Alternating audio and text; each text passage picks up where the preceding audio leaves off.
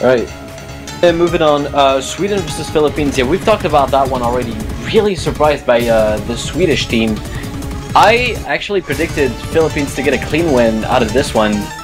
Sweden proved me wrong, and I'm glad they did. I'm quite actually quite eager for their next matches. I will follow them with much interest.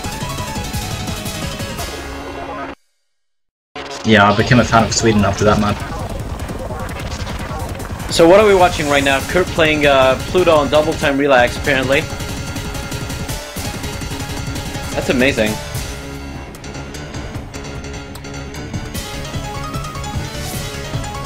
Right then, let's see other matches. Latvia versus New Zealand. I didn't quite get to see this match, but apparently Latvia was really good. I often said that Latvia was not that great last year. It's true that they had a pretty hard group. This year I expect a lot of them. I actually predicted that they would win against the United States, so we'll see how that goes. But first off, it comforts me that they managed to get the win. Granted, New Zealand was not seeded, but in my opinion, they're by far the best team in unseeded because they have such great players as Bunny, for example. He's really good. Definitely, if Latvia picks the right maps, I'm pretty sure they're a really capable team. Korea versus Norway. Well, I didn't see this match, so I really don't have anything to comment on. If anything, it's you, Creators, that has... I'm sorry, I didn't watch it, I'm sorry. You didn't watch it. I think you played in it. Alright. Seriously, how'd it go, honestly? It went as expected, or were you disappointed? Were you proud of yourself? I kind of felt happy about having it done. One of the greatest things about Korea is that you can play against Korea, and we didn't do too badly. We did manage to save up a decent score difference in all considered, and that I'm happy about. Too bad we didn't win the last beat map. To be honest, I didn't expect us to do that. I didn't expect us to get that close, and I think if I had known that, if I just checked it, or for some reason had known that, I would probably not have gotten that stupid miss. Yeah. It was just, I was just trying to play as well as I could, and for some reason I just couldn't keep up the combo anymore. And it's really hurting to know that if I just kept up the combo for like 5 or 6 more notes, we would actually have won. You know what's interesting though is that despite France's one map that they got off Korea, the score difference ratio actually favors Norway instead of France. Yes, this is because of the rule and how it works. When France was losing towards Korea, they were losing by a lot more. Norway did get the advantage of it being the first match. We've seen strange results in the first matches, and usually this is caused by the first match nerves. Basically, teams are really nervy and they do mistakes, more mistakes than they would have thought they would in the first place. It's really strange sensation to play in the first match. Indeed.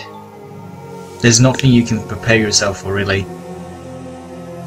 And right now we are watching Kurt play The Last Dead Angel with Hard Rock on, it seems. He's really putting up a show for us.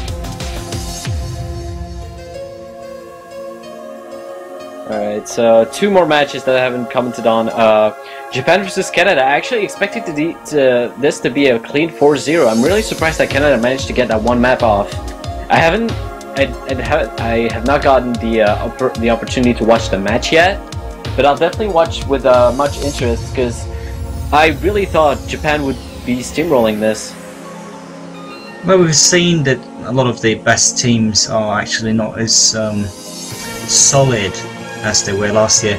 They are, of course, good, and I'm pretty sure they will rise to the occasion. And we've seen that with Japan during the jump around map. It's just a matter of having the day, having the right match, the right mindset and so forth. I'm not surprised that we've seen kind of shaky results in the first matches, obviously. I do kind of feel it's kind of hard to say which of the teams are better. What do you say, like, which team does seem the most promising to you if you had to compare Taiwan, Japan and Korea? Well, right now I want to say Taiwan, but then again, they don't have... I don't want to I don't want to desecrate the other teams in their group, but it seems like they have an easier group overall. So that's why they've been getting only straight 4-0s for both of their matches. But yeah, like I said, Taiwan, but also Japan, in my opinion, even though they conceded at one map, I think Japan will where Japan will really shine is on very hard beat maps, because they have the skill to manage to get full combos even on harder maps when the competition goes on. And I think this is really when Japan is gonna explode. Definitely. Though, well, Japan might seem like they were last year, to be honest, but Korea last year was untouchable. Yeah. And there was absolutely no way you could get a win from them, because they would just have 3 or more full combos in every single game, and it would be really rare to see more of that. And usually they've had, we even saw cases of having 4 full combos in just a few hundreds on a few of the players. Really extraordinary. I don't see Korea being that strong this year, to be honest. I think they will miss players such as Kersey. I think they will miss Cookies most of all. And right now we have the showstopper Kurt trying out Don't Say Lazy on tag 4 with Hard Rock. Oh my. But yeah, about Korea, you're completely right. I completely agree. I even said earlier, last year, Korea was ultra favorite. This year they're favorites, but they could be taken.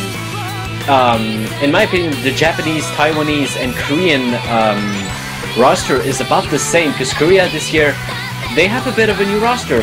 They don't have Cookiezi, they don't have Crazy, they don't have all these players we used to know during the first World Cup.